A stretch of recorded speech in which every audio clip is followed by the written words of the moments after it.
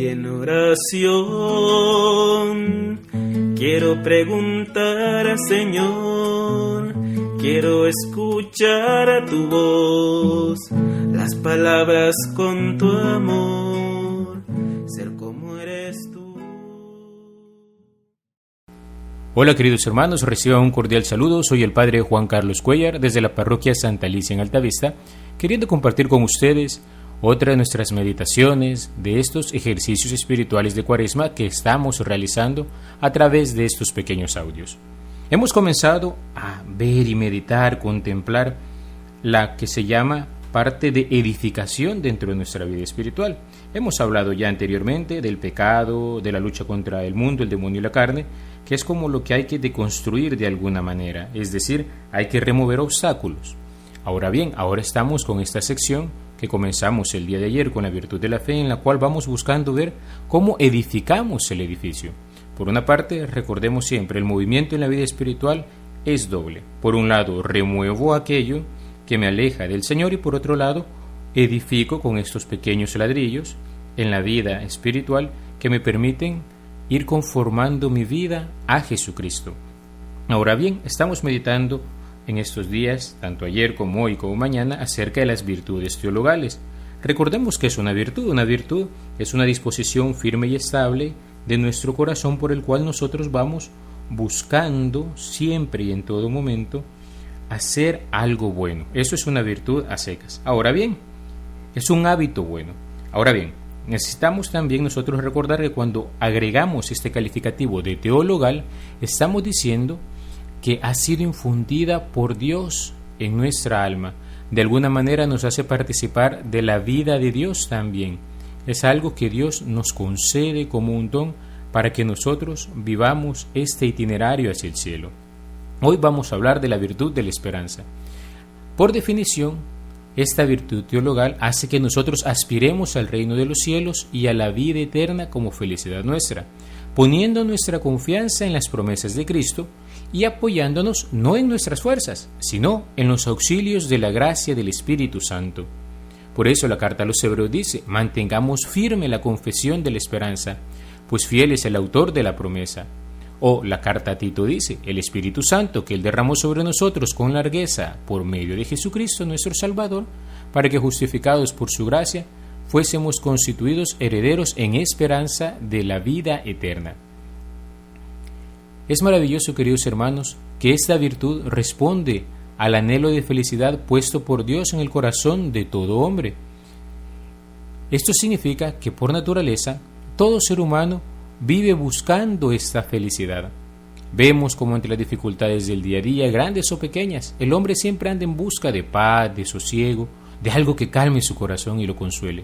El sufrimiento que produce el pecado y sus consecuencias revelan en el hombre siempre también una profunda insatisfacción, y cuando éste se encuentra caminando en la vía del bien, luchando contra el hombre viejo, descubre en sí mismo que existe otro modo de vivir, al cual Cristo responde brindándole sus auxilios divinos, iluminando su camino con su palabra y concediéndole sus gracias por medio de la oración y los sacramentos, de tal modo que fortalecido el hombre se pueda lanzar con mayor ahínco en la conquista de la tierra prometida.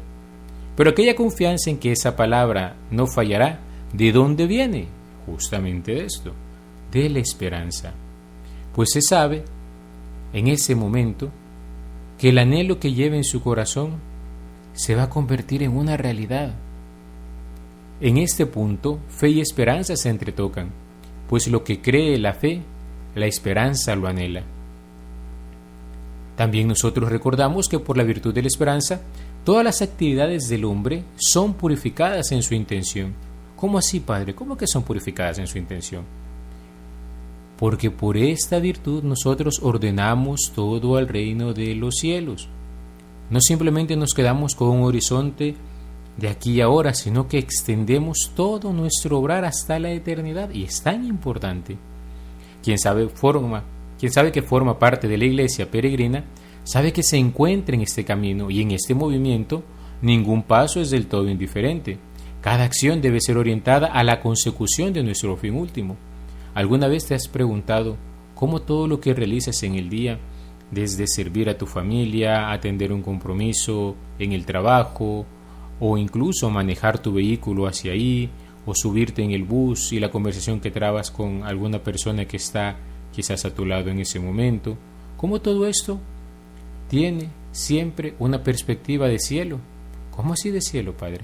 Pregúntate, ¿de qué me aprovecha esto para la vida eterna? Era la pregunta clásica que se hacían en la antigüedad de los cristianos, porque todo puede estar encaminado ahí. Algunas cosas me llevan a la vida eterna, pero atento, que también pueden haber otras que te pueden conducir a la condenación eterna.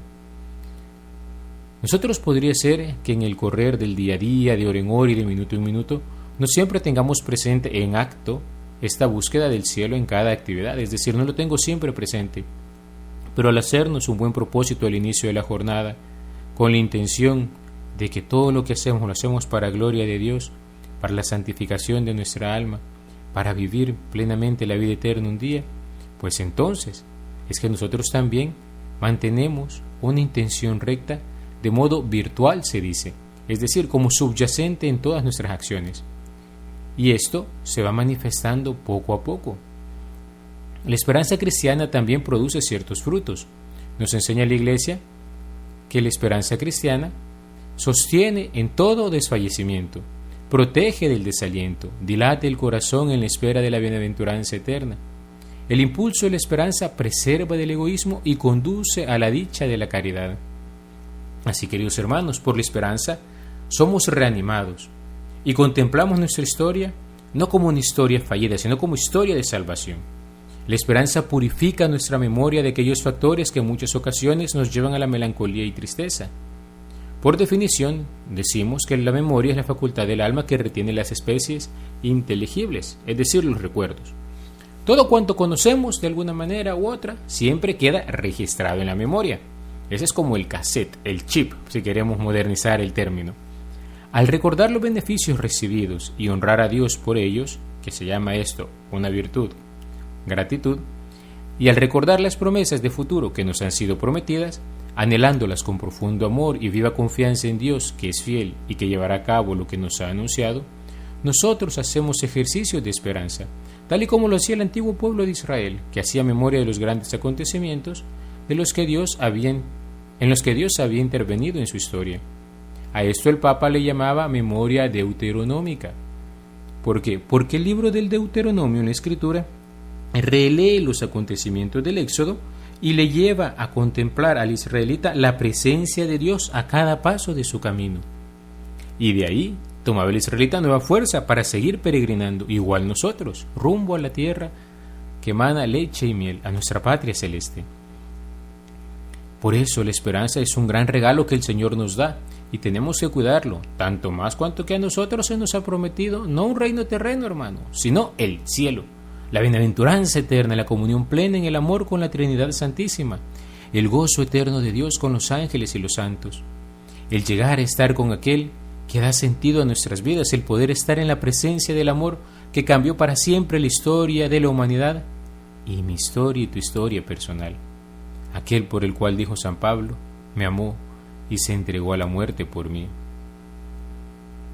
El Papa Benedicto XVI, en una encíclica acerca de la esperanza, nos enseñaba que ciertamente nosotros necesitamos tener esperanzas más grandes o más pequeñas, que de día en día nos mantengan en camino. ¿Cuáles son estas pequeñas esperanzas o más grandes esperanzas, aunque no son la gran esperanza de la eternidad? Las alegrías, querido hermano, que tú anhelas, el nacimiento de un hijo, el futuro matrimonio, el que te vaya bien en el trabajo, el que tus padres estén mejorando en su salud. Estas pequeñas esperanzas, todos se encamina hacia la gran esperanza, que es una que supera todo lo demás, porque en el fondo todas estas cosas anteriores, aunque son buenas, hermano, no bastan para saciar el anhelo de felicidad de tu corazón. Solo la gran esperanza puede y abraza el universo y nos propone y da lo que nosotros por sí solos no podemos alcanzar. En esto lo hacemos solo en Dios. De hecho, dice el Papa Benedicto, el ser agraciado por un don forma parte de la esperanza. Dios es el fundamento de esa esperanza, pero no cualquier Dios, sino el Dios que tiene un rostro humano y que nos ha amado hasta el extremo a cada uno en particular y a la humanidad en su conjunto. Su reino no es un más allá imaginario situado en un futuro que nunca llega. Su reino está presente allí, donde Él es amado y donde su amor nos alcanza. Solo su amor nos da la posibilidad, continuaba el Papa, de perseverar día a día con toda sobriedad, sin perder el impulso de la esperanza, en un mundo que por su naturaleza es imperfecto. Y al mismo tiempo, su amor es para nosotros la garantía de que existe aquello que solo llegamos a intuir vagamente y que sin embargo esperamos en lo más íntimo de nuestro ser, la vida que es realmente vida. Hermosas las palabras del Santo Padre. Pero, en este sentido, si tanto hemos de cuidar esta virtud, tenemos que recordar que hay dos vicios, dos pecados que se le oponen. ¿Cuáles son? Y que nos hacen perder de vista la eternidad. La desesperación y la presunción. ¿Qué es la desesperación? La desesperación implica que el hombre deja de esperar en Dios su salvación personal, el auxilio para llegar a ella o el perdón de sus pecados. Se opone a la bondad de Dios, a su justicia, porque el Señor es fiel a sus promesas y su misericordia. Los maestros de vida espiritual dicen que la desesperación viene de otros dos vicios. Por un lado, de la asidia y por otro lado, de la lujuria. Santo Tomás de Aquino nos explicaba por qué. Dice que el objeto de la esperanza es el bien arduo, asequible por uno mismo o por otro.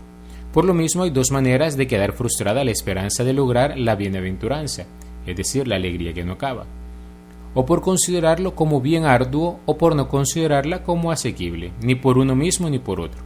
Pues bien, el que alguien pierde el sabor de los bienes espirituales o no le parezcan grandes, acontece primero porque tiene inficionado el afecto por el aprecio de los placeres corporales, entre los que sobresalen los venéreos. De ahí, queridos hermanos, la lujuria. En efecto, decía el santo, la afición a estos placeres induce al hombre a sentir hastío hacia los bienes espirituales, y ni siquiera los espera como bienes arduos. Desde esta perspectiva es que la desesperación tiene como causa la lujuria. Por otra parte, el hombre llega a no considerar como posible de alcanzar por sí mismo o por otro el bien arduo cuando llega a gran abatimiento, ya que cuando éste establece su dominio en el afecto del hombre, le hace creer que nunca podrá aspirar a ningún bien. No sé si a alguno le ha pasado, pero a veces llega. Y como la asidia es un tipo de tristeza, esta pereza de espíritus es un tipo de tristeza, engendra por lo mismo la desesperación, dado que lo específico de la esperanza radica en que su objeto sea algo posible. Lo bueno y lo arduo pertenecen también a otras pasiones. Por eso, la desesperación nace sobre todo de la asidia, diría también Santo Tomás, si bien puede nacer igualmente de la lujuria. Es decir, cuando yo pongo mi corazón en los objetos terrenos, ¿qué sucede? Me alejo de los del cielo. Así de sencillo.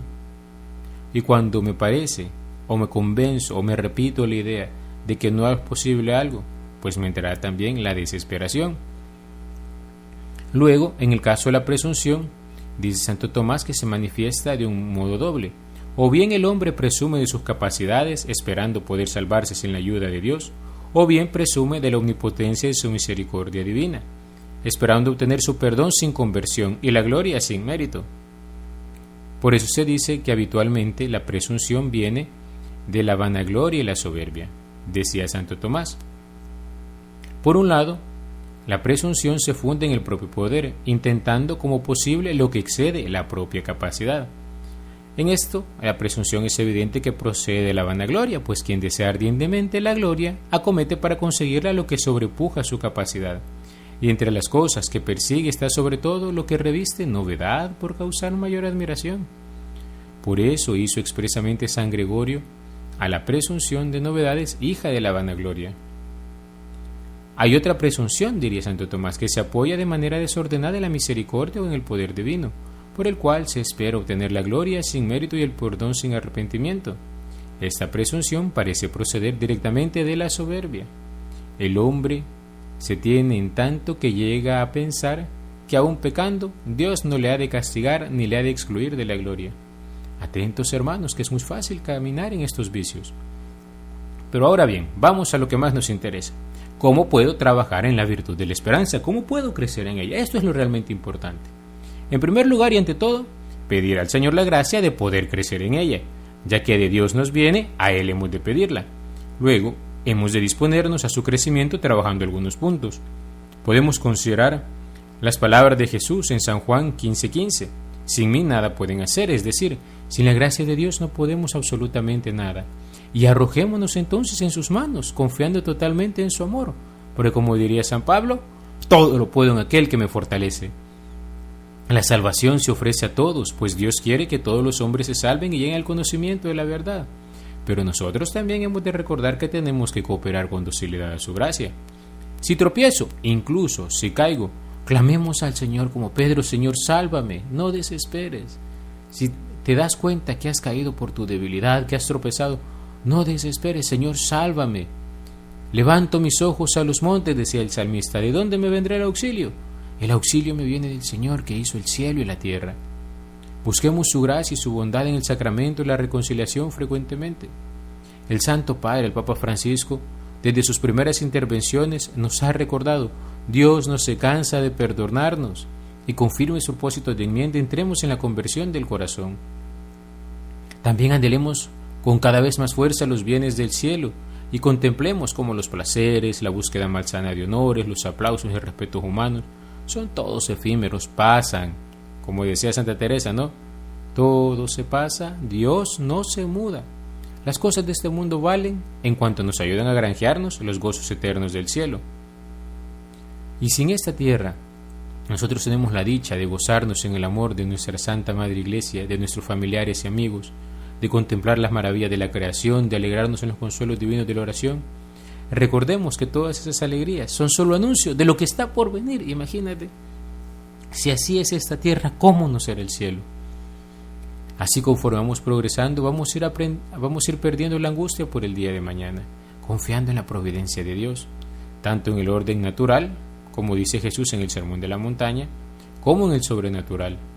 Nuestra oración se irá simplificando, nuestro desprendimiento de las cosas de la tierra será más perfecto y nos iremos uniendo a Dios con una confianza cada vez mayor. Es hermoso, queridos hermanos, considerar en este tiempo de Cuaresma un último punto acerca de la esperanza. Y el Papa Benedicto nos lo planteaba: la perspectiva del juicio final. ¿Cómo? ¿La perspectiva del juicio final? Sí, yo entiendo que puedo pedir a Dios, ¿verdad?, la virtud de la esperanza, pedir su don, comenzar a confiar en Él, recordar que de Él me viene todo, buscar arrojarme en sus brazos, ¿cómo no? Pero considerar el juicio y el juicio último como motivo de esperanza. Decía el Papa Benedicto XVI: el juicio de Dios es esperanza tanto porque es justicia como porque es gracia. Si fuera solamente gracia que convierte en irrelevante todo lo que es terrenal, Dios seguiría debiéndonos aún la respuesta a la pregunta sobre la justicia, una pregunta decisiva para nosotros ante la historia y ante Dios mismo.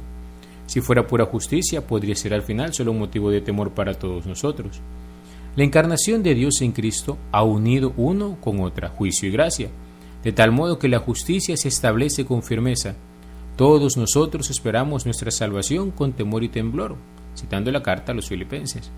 No obstante, la gracia nos permite a todos esperar y encaminarnos llenos de confianza al encuentro con el juez que conocemos como nuestro abogado. Meditar la segunda venida de Jesús también nos llena de esperanza respecto al juicio, porque aquel día se nos revelará cómo en el orden de Dios todo fue previsto para el bien de los que ama, incluso aquellas situaciones que en el momento parecieron injustas, ese día nos serán clarificadas, no habrán cabos sueltos, y se conocerá realmente la bondad que animaba el corazón de tantos hombres que pasaron desapercibidos ante los ojos del mundo. El cura de Ars solía decir: solo en ese día se conocerá todo el bien que se hizo en un confesionario. Pero también la misericordia de Dios se manifestará. ¿Por qué? Porque ¿quién es el que juzga sino aquel que dio su vida por amor a nosotros? Ahí veremos cuánto Él nos amó y cómo nunca nos castigó como merecían nuestras faltas, y cómo nos dio mucho más de lo que podríamos haber ganado con nuestros méritos. Ese día veremos cómo Dios nunca se dejó ganar en generosidad. Y concluyo, queridos hermanos, en esta ocasión esta reflexión con una anécdota que contaba Monseñor Guido Marini, que fue ceremoniero del Santo Padre y hoy es obispo de la diócesis de Tortona en el norte de Italia.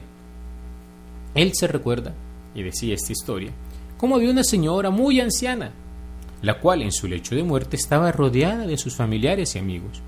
Y en esas condiciones, sabiendo que estaba por partir a la casa del Señor, pidió un último deseo, que cuando la pusieran en su ataúd, le dieran una cucharilla en la mano. Sus familiares le preguntaron el porqué de tan curiosa petición. Ella contestó que quería dar un mensaje con eso, ya que recordaba cómo desde que era niña vio que en las mesas al momento de participar en una cena formal siempre había una cucharita colocada por encima del plato. Esa era la cucharita del postre, y que ella siempre pasaba contemplando durante toda la comida esa cucharilla, sabiendo que el dulce final estaba por llegar. Y le dijo que su mensaje era precisamente eso para toda su familia. Lo mejor estaba aún por venir. En medio de las adversidades, queridos hermanos, o incluso la rutina de la cotidianidad, recordemos, lo mejor todavía está por venir. Los trabajos y sufrimientos de esta vida no son nada en comparación de la gloria que ha de manifestarse aún. Esto es vivir con esperanza, con una auténtica nostalgia del cielo, nuestra patria eterna. Allá donde nuestra morada, allá donde está nuestra morada. Santa Teresa por eso decía, esta vida no es sino una mala noche en una mala posada, pues sabía que lo mejor estaba por venir. Pero ojo, relativizar todo hacia el cielo, tener una nostalgia de aquel lugar donde reina plenamente el amor, no nos hace desentendernos de nuestra existencia actual, Al contrario, nos compromete todavía más. Anhelar las promesas de Cristo es comenzar a vivir con mayor empeño nuestro compromiso bautismal. Podríamos pensar en el ejemplo de un niño que preguntó a su mamá, ¿por qué me tengo que portar bien? A lo que con su ternura de madre le respondió, porque tú eres un ciudadano del cielo, y en el cielo todos se portan bien. Queridos hermanos, pidámosle al Señor en este día esta gracia de aprender a vivir con esperanza, con la alegría de que lo mejor está por llegar, de que ya se va manifestando, y que en medio de las dificultades y tribulaciones que tenemos, no hemos de poner nuestro corazón en las cosas de este mundo, sino en las del cielo, y encaminar siempre todo a la consecución de esa unión de amor con nuestro Señor. Alabado sea Jesucristo, por siempre sea alabado. Dime, Señor, ¿en qué te puedo servir? Déjame conocer tu voluntad. Dime, Señor, en ti yo quiero vivir, quiero saber